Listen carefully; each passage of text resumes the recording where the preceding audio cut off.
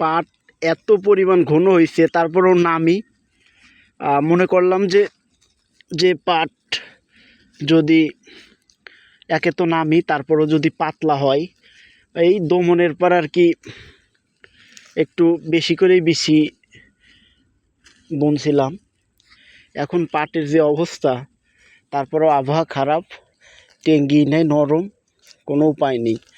আলির কিনারে বসে এমনি এই যে দেখুন, ভিতরে খুব নরম আর পাট অতিরিক্ত ঘন, যার কারণে এই আবহাওয়া খারাপ, তারপরও পাট ঘন, কোনো উপায় না পেয়ে এই আলি বসেই দেখি একটু হালকা করা যায় নাকি, তার জন্য পাটেই যে রকমের পাতলা করে দিচ্ছি একবারে, যাতে আল্লাহর রহমতে না হয়।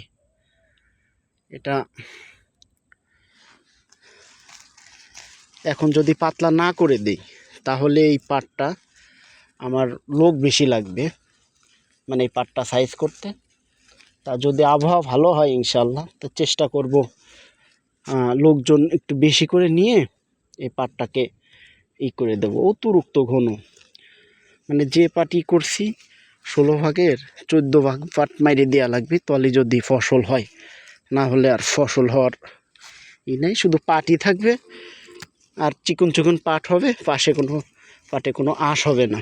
তারপরেও প্রচুর সেনা লাগছে, এ নিয়ে একটা দুশ্চিন্তায় আছি।